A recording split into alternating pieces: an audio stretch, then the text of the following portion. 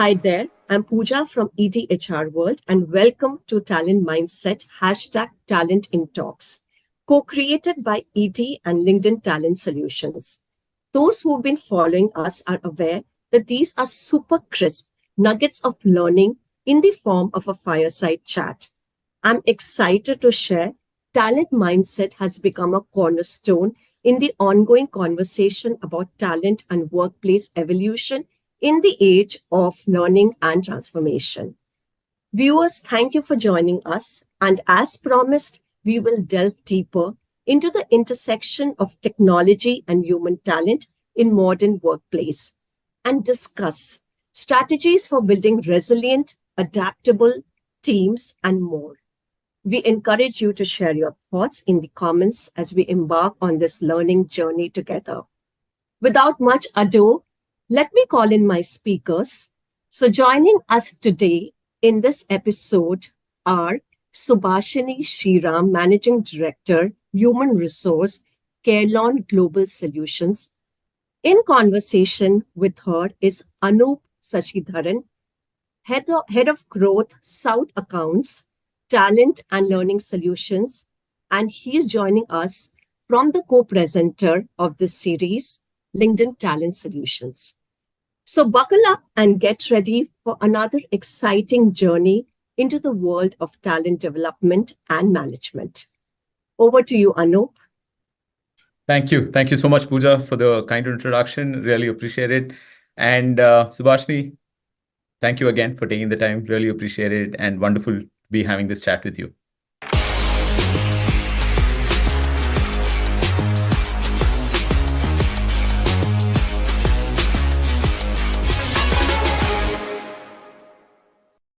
All right. So here we go. I think the first and the foremost, I think as we were talking to talent leaders, one of the first thing that comes to mind is, so Subhashini, what does talent mindset actually mean to you? And, how do you kind of go about prioritizing this kind of mindset within your team as you grow at the pace at which you all are growing, right? So how do you kind of manage that? So I think talent mindset for us is connected to our purpose. I say this because we are an health tech organization. So anything and everything that we could do in terms of looking at the challenges from the health on the humanity space is something that is of great importance to us. And when it comes to health and humanity, obviously talent becomes the core. So it's a little bit easier to connect that way, that you are actually working towards, enhancing the healthcare ecosystem and enhancing the health of humanity. And for that, people do understand that, it is very well connected to the talent space. So first is a recognition of that. And second, of course, is also the ability to connect the talent that we are actually bringing in to this whole health ecosystem and the ecospace. So given these, it's a little easier for us to explain or make our leaders aware that how core talent is for our business and for our lives. So that's really the starting point. And everything and anything that we do revolves around bringing our talent focus and talent strategy to the center of everything that we do. And that would also mean the culture that we set for the organization and walking the talk and walking the walk that our leaders have to do in this space.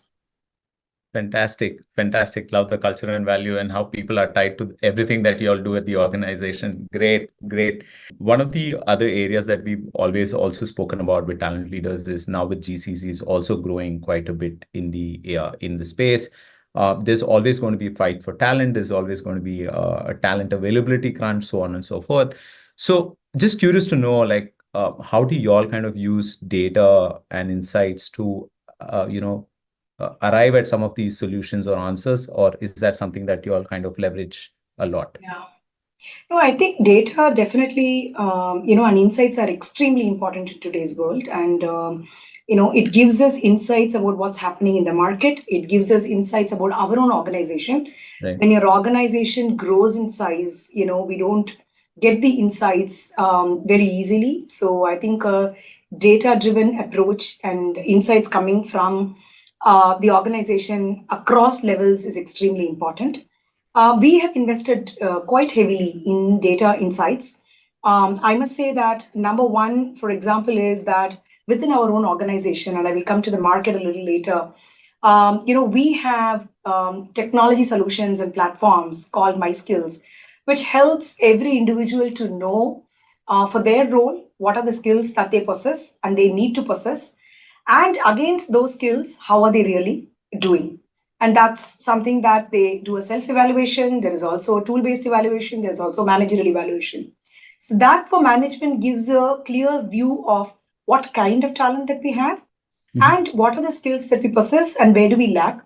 And hence all our talent strategy in terms of what L&D interventions we need to do for upskilling people and what talent we have to be able to go after what kind of markets, what kind of clients, and what future skills that we need to prepare ourselves for, which we lack or which we have. It helps us in all the talent-based strategy. So that's a real big base that we have, right? And it gives a view to everybody, where our talent is and where we are moving towards. The same thing that we do with the market as well. So it gives us a little bit market understanding of, for the same roles that we have, what is the market, talking about in terms of skills. For example, LinkedIn gives that big database for us, right? If you're talking about a role, an architect role, a full stack role or whatever, while we will have a set of skills, but what is the market having and where are they placed in the Indian market? Why just Indian market globally? And that kind of tells us where we are lacking and where we need to go towards and where we should really be also picking up people from. So that's just one small example of skills and talent. But pretty much data-driven approach and insights goes across in every aspect that we do in the entire talent life cycle, right from the time you look at your own branding position, to acquiring the talent that you acquire, to the development of the talent internally, the exits that happens or the retentions that are there, why they stay, why they leave, to their development. Everything is really drawn from the talent insights, which cuts across the organization, across the talent life cycle. Now, how do you kind of take the share of voice, given that there are so many organizations, everyone has a unique value proposition?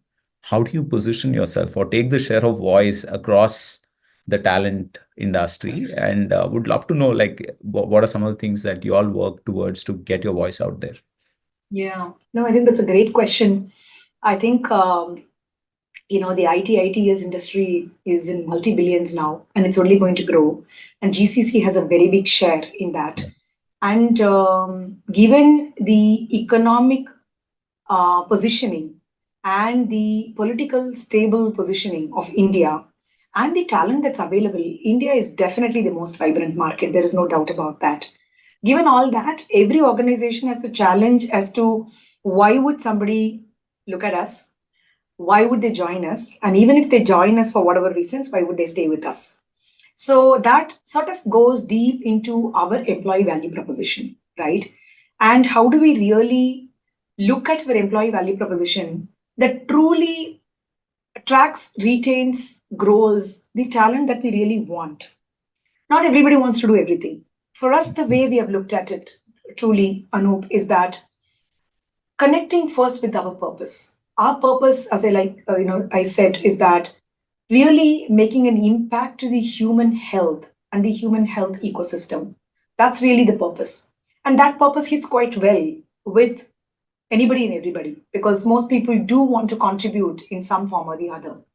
So first and foremost is the employee value prop deep down, connecting to our purpose. And second, of course, with that purpose comes with, our own motto of, while we serve to the human health community, we serve you first as an individual, which means that every talent that walks into our door would have to be looked at how are they in their holistic well-being and how are we contributing to those holistic well-being? How are we making sure our benefits, our culture, and whatever we are doing, our environment is really providing them that aspect of holistic health awareness and support as much as we can which translates into we taking care of them and our employees taking care of the larger health ecosystem needs that we are actually trying to build on. So that hits people directly. So I think some of these, through walking the walk, is very important to really connect. But for us, reaching out to the external market, we believe in strong co-creation. The business success is co-created by our employees. What we see today and what we will see tomorrow. So everything that we do and our success is by co-creation. And building this organization has also been co-creation. We have very high employee referral. And, every employee is an ambassador of us because they know what we do and they want their friends to be a part of it. And that's the only way in today's market, in the social media connected world, that we can really, where, our intent is right and our intent is rightly translated into our behaviors, leadership behaviors. And those behaviors translate into individuals loving this environment and promoting this in every corner. It's never going to be just in, with a handful of management sitting out here in a conference room. Absolutely aligned on that point. Thank you so much for that, Subhashini. Now, I think another key area that we always speak about today, even when it comes in our talent reports or what do people actually care about from a talent perspective, one of the key areas that always comes in is around the opportunity to learn, the opportunity to upskill, right? So I'm just curious to know from an L&D perspective, what are some of the things that you all are doing to enable and empower your people to upskill themselves and get better at what they're doing, given the technology changes that keep happening day in and day out, and the kind of leadership changes that keep happening. So just curious to know what's happening on that front.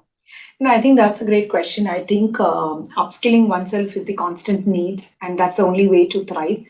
And that's a very important aspect of every organization.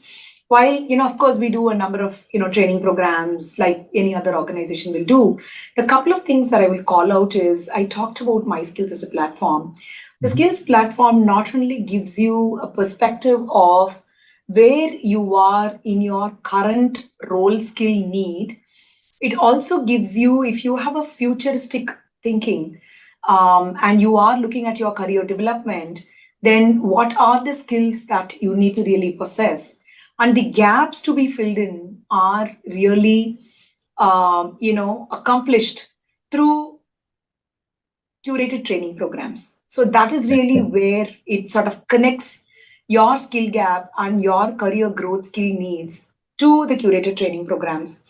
Now, the curated training programs, that we have, we have, for example, come up with a co-created digital age managerial behavior skills training program, which is completely contributed by 60% of our employees in what the digital age behaviors they expect from their managers to effectively be connected with the leaders in the organization.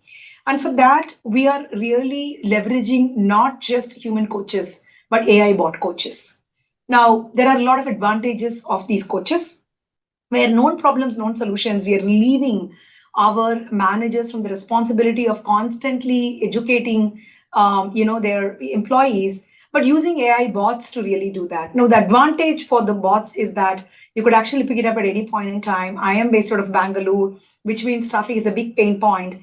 And if I am getting into my car and I'm reaching office in 20 minutes, in the 20 minutes, I would have learned about a particular skill. Let's say that I'm going to be talking to a very tough employee, and having a very tough conversation. The bot helps me in tough environment and situation to help me to talk to it constantly. And by the time I reach office, I'm well prepared for the conversation. Anywhere between 3 minutes to 20 minutes it takes, right, to coach me. But there are things that a bot can coach, and we are bringing into that. And there are currently about 82 different skills, that we have, these bots coach on. But there is always human intervention required. And that human intervention, we bring in at a much higher level, where people do have the opportunity to meet their coaches and mentors, to really work on. And that's really, our current theme under our strategic project called Project Gurukul. So newer technologies embedding that, co-creating the syllabus, constantly looking at the future, and learning from whatever associates are asking and customers are asking from a future need point of view are the three big things that come into our constant, continuous learning process, which, is evolving as we speak. No, brilliant. I love the co-creation. Again, as I said, I think it's a great aspect, and the emphasis on that cannot be more, right? Thank you. Thank you so much for this, Subhashini. I mean, such a wonderful conversation. And thank you for, again, like, taking the time and these nuggets. Really, really helpful. I've made a note of a lot of these. I'm going to be using them in my personal notes as well as I speak to my team. But thank you so much for this. Thank you. I think it was a great conversation. Your questions were so insightful. Makes me also think deeply. I think these conversations are always mutually beneficial, and so has it been today as well. Thank you, Anu. Great knowing you and meeting you as well. No, pleasure is all mine. Thank you. Thank you so much, Subhashini. Thank you. So wonderful conversation there. Thank you, Subhashini and Anup. Your discussion wasn't just sublime, it was transformative. Subhashini, your revelation about Carelon's journey have painted a vivid picture of innovation in action. Those bots you spoke about is so futuristic. These insights are just not valuable, they're game-changing for our industry. Viewers, these are not just conversations, but they do give us some glimpse of what the future entails in the talent management landscape. Stay in touch with these leaders and do reach out to us if you want to continue a deep dive in this area. And with that, this is a wrap in this episode of Talent Mindset. I promise to get back soon with another episode. Thank you all for joining us today.